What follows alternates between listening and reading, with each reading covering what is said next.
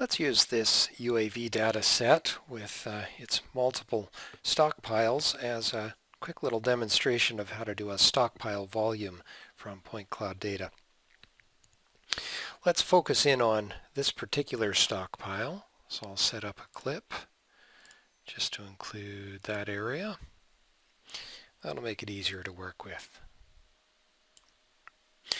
Now, what we want to do is two things. We're going to use the points on grid tool to generate some points to represent bare earth, and we're also going to use a 3D polyline to define the ground surface at the base of that stockpile.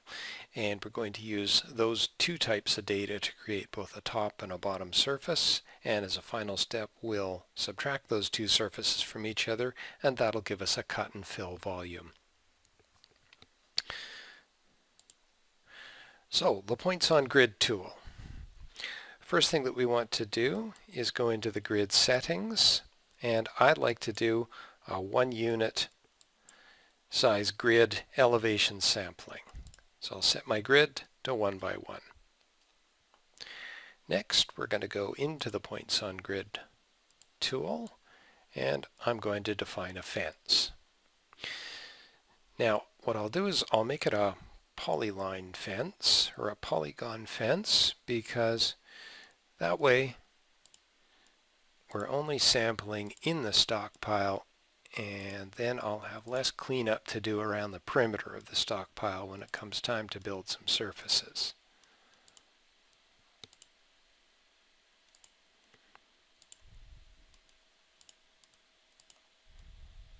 When you're finished, you hit enter. Okay, and so now what I want to do is I would like the routine to search for the lowest point in a, let's make it a 0.5 radius around each one of the grid intersection points. So I'll call for a preview. And there we get a little sampling of the points that will be created if I'm happy with the result. I am happy with the result, so I'm going to hit place points, and what it's going to do is draw new point nodes on my current layer, which is the surface points layer.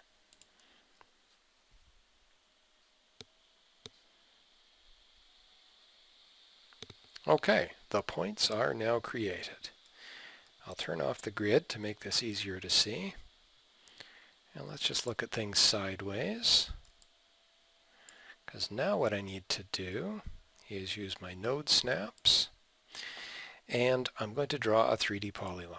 So let's go to Draw 3D, 3D polyline, and let's make sure that I've got my brakes layer set to current. Okay, and let's start drawing a 3D polyline, and it's going to be at the base of the stockpile.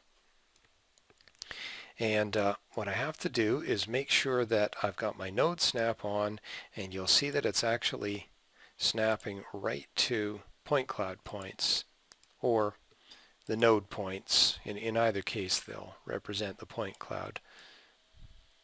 I just have to watch that icon.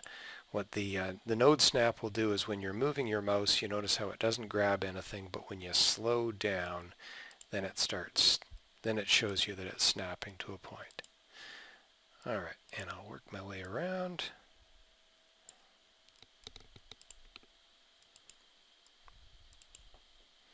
This is so much faster than doing it in the field.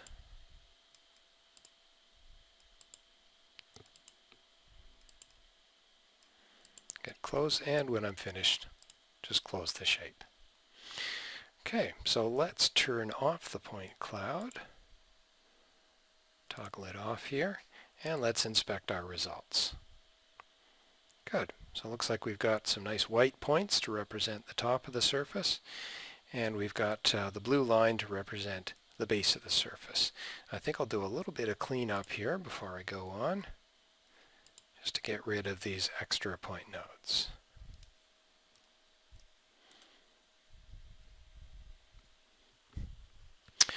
Okay, and so now we've got things into a state where I can create a top surface and a bottom surface, and then we'll subtract the two. So we're going to go over to the Model ribbon, and I'm going to go to Extract to Surface. Okay, so let's start off by making the top surface. I'll give it a name. Okay, and at this point the top surface needs to consist of both the polyline at the base of the stockpile and all of the point nodes that represent the top surface. So I'll window in everything and I hit enter. Next I'm going to extract breaks. So I'll pick on that, and so here I'm going to add it to that top surface that I've already created. I'll say OK.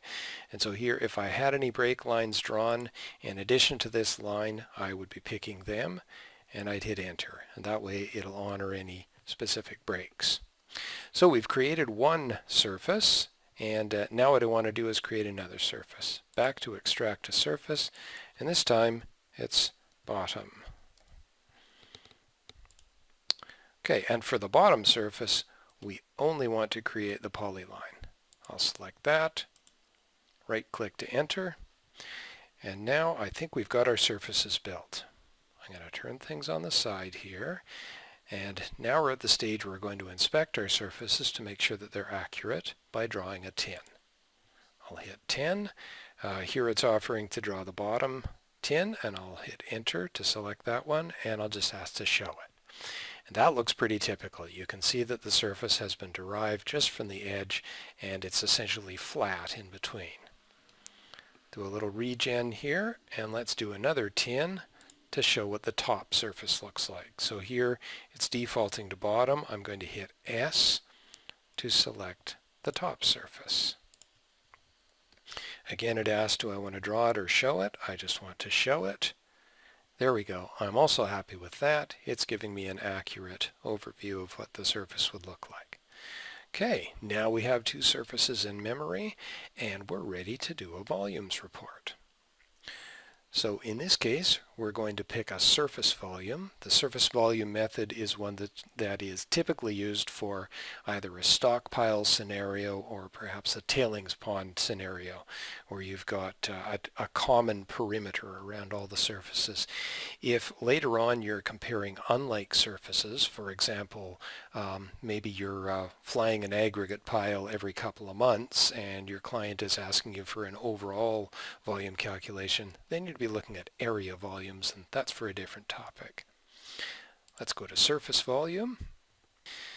So the surface volume dialog allows us to select two surfaces to compute a volume between, and as a general rule of thumb, you want to pick sort of future as your first surface and past as your second surface, or it might be older and newer. And what that'll give you is a positive volume number for fill and a negative volume number for cut.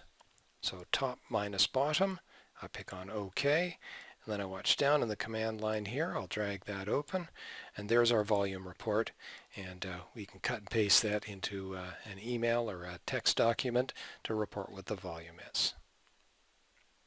Thanks so much for your interest in this topic.